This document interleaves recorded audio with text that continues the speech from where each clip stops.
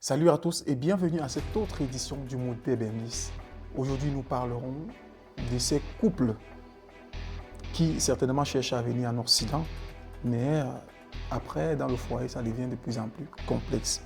Également, nous abordons les 5 pays qui donnent facilement le refus de visa pour faux documents. Vous verrez tout au long de cette édition. Nous parlons également de la bonne information. C'est très important de chercher, mais surtout comment avoir cette bonne information-là. Surtout quand ça concerne le visa pour voyager dans un pays autre, peut-être le Canada, l'Europe ou bien l'Amérique, l'Asie. Vous verrez tout cela tout au long de ce programme. On ne peut pas terminer sans se questionner quel est l'âge normal pour se marier. Différemment des pays, celui qui va peut-être nous donner la réponse est un Camerounais. Donc, quel est l'âge normal pour se marier? A tout de suite pour le développement.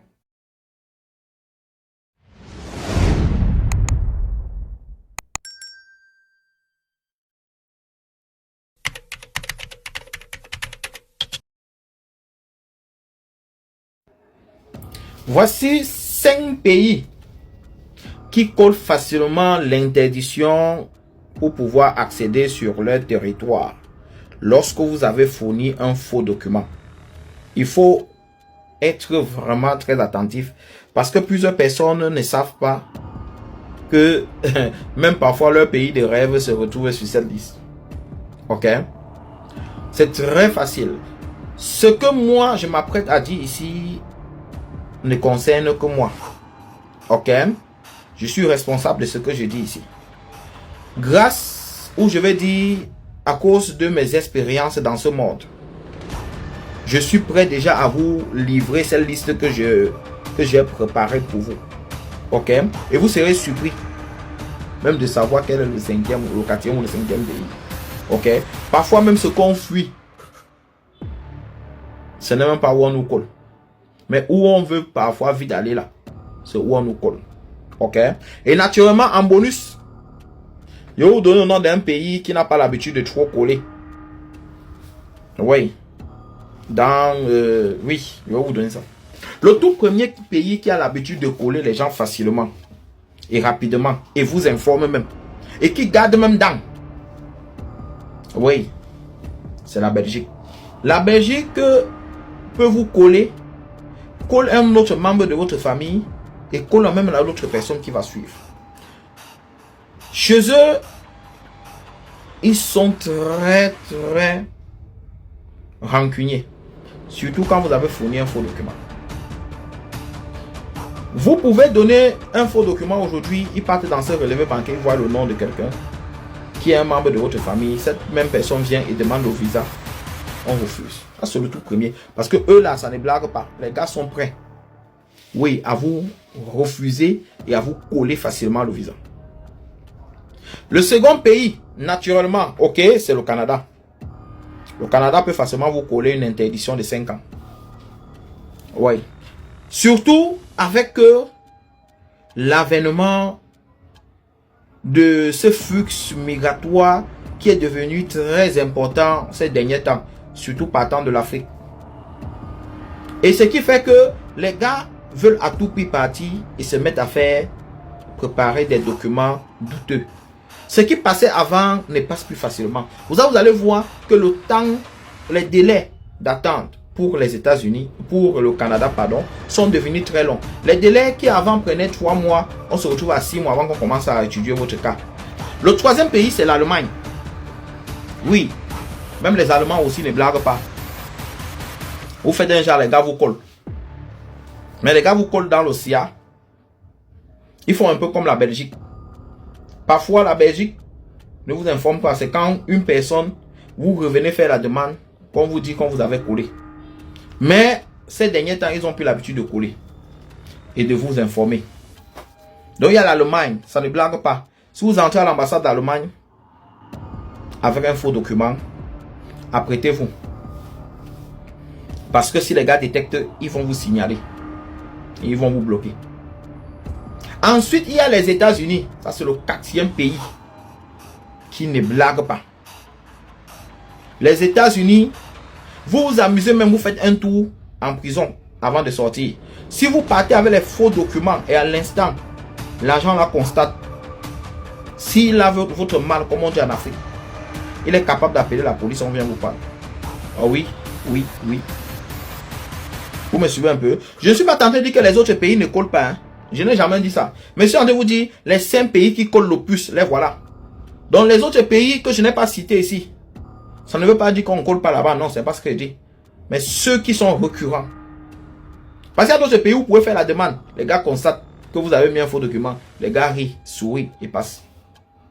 Les États-Unis, on peut facilement vous envoyer en prison. Ah oui.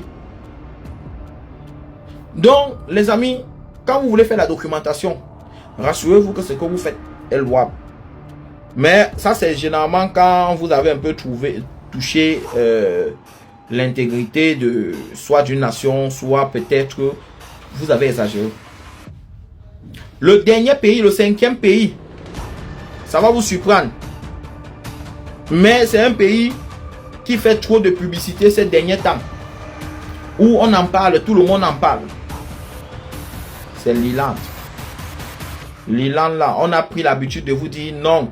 Comme il n'y a pas l'ambassade de ça dans votre pays, on envoie dans tel pays, c'est arrivé là-bas qu'on étudie. Ils n'ont pas la possibilité de vérifier. Faites très attention. Je connais plusieurs personnes qui ont pris 5 ans interdiction de demander le visa en Irlande.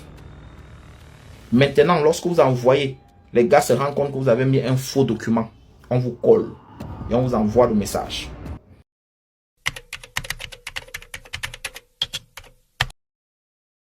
Quand c'est un homme qui fait venir une femme de l'Afrique pour l'Occident, c'est correct, c'est bon, c'est appréciable. Mais lorsque ça devient l'opportunité de la femme de faire venir son partenaire, son mari ou son copain ou quoi que ce soit, ça devient que elle monte sur ses grands chevaux, elle devient que c'est elle qui doit diriger le couple, c'est toi qui dois diriger la femme. Madame, ça ne se passe pas comme ça.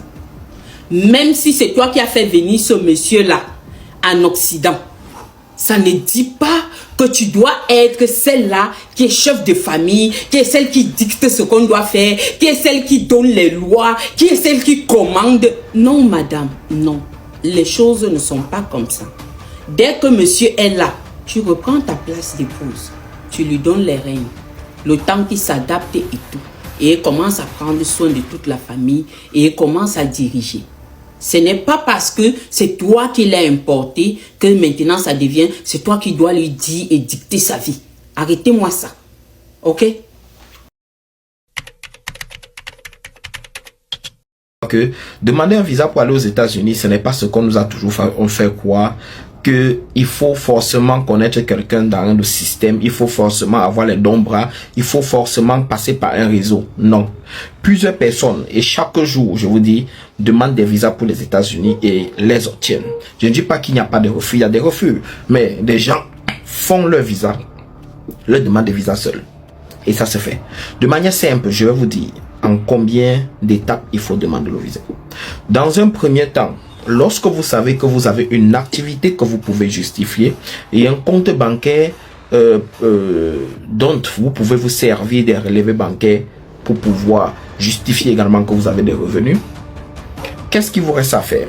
Il faut aller sur le site de l'ambassade des États-Unis de votre pays. Par là également, vous pouvez vérifier le nombre de temps calendaire d'attente pour avoir le jour de l'interview chez vous. Ça varie en fonction des pays. Par exemple, au Cameroun, actuellement, on est à 43 jours d'attente. On peut souvent varier, ça va à 60 jours. Au Burkina Faso, ça va entre 200 et 300 jours calendaires pour pouvoir attendre. Au Gabon, je pense qu'ils sont à 60 jours. Au Guinée-Conakry, oui, j'ai vérifié dernièrement, ils sont à 21 jours d'attente calendaire. Ça veut dire quoi? Ça veut dire on se sert de ça pour savoir approximativement quand est-ce que vous pouvez avoir le rendez-vous. Regarde, la première des choses, je dois visiter le site internet. Déjà pour savoir même déjà comment m'y prendre. La deuxième des choses, je dois remplir ma DS-160. La DS-160, c'est toujours sur le site de l'ambassade des États-Unis de votre pays. C'est là qu'on doit remplir. Ok? Et c'est où? On doit pouvoir fournir vos informations sur votre famille, sur votre parcours, sur votre travail, sur l'adresse où vous serez aux États-Unis, où vous allez loger, où vous allez séjourner, je vais dire. Bref, on remplit la DS-160. C'est un des plus gros jobs à faire à ce niveau. Après avoir rempli la DS-160, on fait la prise de rendez-vous. La prise de rendez-vous se fait de plusieurs manières en fonction des pays. Ok, en fonction des pays. Comme par exemple, dernièrement, on a changé la plateforme des prises de rendez-vous dans plusieurs pays déjà. Parce qu'il y a une liste des pays qui sont habilités à prendre le rendez-vous sur cette plateforme-là. Il y a d'autres pays qui ont d'autres techniques pour pouvoir prendre le rendez-vous. Mais tout ça toujours, je vous le dis, c'est sur le site de l'ambassade des États-Unis. On vous donne ces informations. Donc ça, c'est la troisième étape, faire la prise de rendez-vous. Et dans d'autres pays, avant que le calendrier ne puisse s'ouvrir pour qu'on puisse choisir le jour de rendez-vous, on va d'abord générer la quittance pour payer les frais de visa. Les frais de visa pour le B1, B2, c'est-à-dire visite, affaires, conférences, etc. D'ailleurs, maintenant, quand j'ai pris mon rendez-vous, la dernière étape, c'est quoi? C'est l'interview. Et pour conclure, même si il y a des gens qui vont vous guider et après, ils ne vont pas vous préparer à l'interview.